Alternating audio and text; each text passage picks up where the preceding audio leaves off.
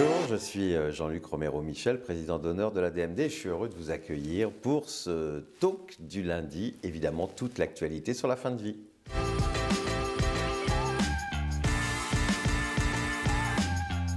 La semaine dernière est parue une interview que j'ai donnée à un journal de Français de l'étranger, c'est les Français du monde. C'était l'occasion évidemment de parler du combat de l'ADMD, de la loi que nous souhaitons, et je pense que c'est évidemment extrêmement important dans ce moment électoral de rappeler que la loi que nous voulons, c'est une loi complète. On arrête de nous caricaturer avec tout ça, c'est bien sûr une loi qui veut l'accès universel aux soins palliatifs et de l'autre côté, la légalisation de l'euthanasie et du suicide assisté.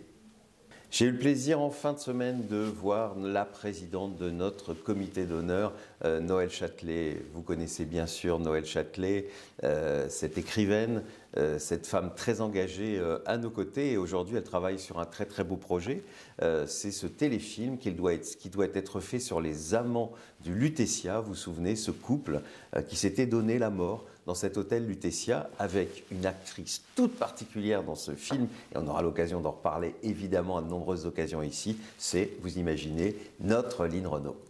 Le magnifique film de Ozon, Tout s'est bien passé, vient de sortir en DVD. On ne peut que vous inciter, pour celles et ceux d'entre vous qui n'ont pas vu ce film, à le voir, voire même à le revoir. C'est évidemment magistralement interprété par un André Dussolier qui est incroyable et une Sophie Marceau qui est toujours égale à elle-même. Alors, c'est en DVD. Vous savez que désormais, nous avons un comité culturel de la DMD qui décrypte et qui lit tous les livres, mais aussi les œuvres, les DVD. Je vous parlais tout à l'heure de celui de Tout s'est bien passé.